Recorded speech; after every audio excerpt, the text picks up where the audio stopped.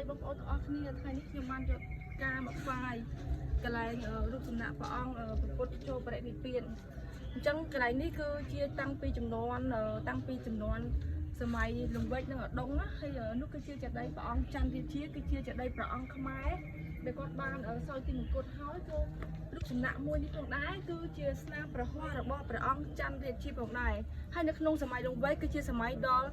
đi chấm rán khang mình tên chia bị xét cứ từ lơ nàyประពុទ្ធសាសនាព្រោះអីនៅពេលដែលព្រះអង្គច័ន្ទរាជាគាត់បានឡើងសោយរាជមកព្រះអង្គក៏បានស្ដារនៅព្រះពុទ្ធសាសនាឡើងវិញគឺព្រះអង្គបានគៀងករកអ្នកចេះដឹងខាងផ្នែកព្រះពុទ្ធសាសនាហើយព្រះអង្គក៏បានកសាងវត្តអារាមជាច្រើនផងដែរមិនត្រឹមតែប៉ុណ្ណឹងទេនេះគឺជាទីតាំងនៅលើភ្នំឧដុង្គដែលជាស្នាមព្រះហស្ថរបស់ព្រះអង្គច័ន្ទរាជាដែលគាត់បានកសាងរូបសំណាកព្រះពុទ្ធចូលបរិនិព្វាននេះផងដែរអញ្ចឹងបានន័យថាតាំងពីថ្មបាយក្រៀមតាំងពីរូបសំណាកនេះគឺតាំងពីសម័យចំនួនព្រះបាទច័ន្ទរាជាផងដែរហើយនៅពេលដែលព្រះអង្គគាត់សគត់ទៅគេក៏បានកសាងជាដីនៅទល់មុខជាមួយនឹងកន្លែងដែលព្រះអង្គចូលបរិនិព្វាននេះតែម្ដងតាមពិតទៅជាដីនេះគឺជាជាដីតំតែធ្វើស្រោបខាងក្រោយថ្មីទេជាក់ស្ដែងទៅការមុនទៅជាដីនេះគឺចាស់ទ្រុឌទ្រោមពីដើមឡើយដីវាបាក់អស់ចឹងទៅអញ្ចឹងដើម្បីរក្សាវាមកខាងនេះក៏គេបានអភិរក្សធ្វើជាដីស្រោបពីលើជាដីចាស់នេះគឺជាសំណង់ថ្មីដែលទើបតែធ្វើស្រោបជាដីចាស់តាមពិតទៅខាងក្នុងនោះគឺជាជាដីចាស់ប៉ុន្តែគឺវាបាក់ទ្រុឌទ្រោមអស់ហើយអញ្ចឹងបើសិនជាបងប្អូនចង់មកទស្សនា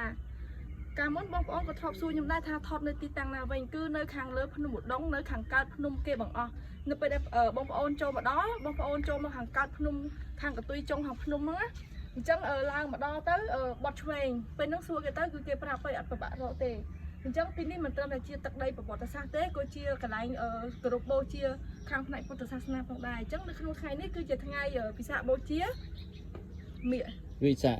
បូជាអូត្រូវហើយខ្ញុំទៅអញ្ចឹងថ្ងៃនេះគឺក្នុងថ្ងៃវិសាខបូជាដែលខ្ញុំបានចំណាយពេលក្រុមការនេះឡើងទោះជាមិនសូវស្អាតក៏ដោយប៉ុន្តែចេញពីទឹកចិត្តនិងបេះដូងរបស់ខ្ញុំយកមកថ្វាយនៅព្រះពុទ្ធចូលបរិនិព្វានហើយទីនេះគឺស្ងប់ស្ងាត់ល្អមែនតើគឺហាក់បីដូចជាអត់មាននរណាម្នាក់មកថ្វាយផ្កាឬក៏មកគោរពបូជាទេប្រហែលជាមិនសូវគេអ្នកស្គាល់មិនសូវគេអ្នកដឹងអញ្ចឹងណាអញ្ចឹងស្ងប់ស្ងាត់មែនតើហើយនៅលើកំពូលភ្នំមានតែសម្លេងចាបយំជាមួយនឹងរូបពុទ្ធហើយស្រស់ស្រាយជាមួយនឹងធម្មជាតិហើយគិតពិតទៅគឺអារម្មណ៍ស្ងប់ស្ងាត់ល្អមែនតើដែលអាចមកថ្វាយបង្គំនៅគោរពបូជានៅទីនេះអញ្ចឹងអរគុណអ្នកទាំងអស់គ្នាកុំភ្លេចមកទស្សនានៅកន្លែងនេះផងដែរ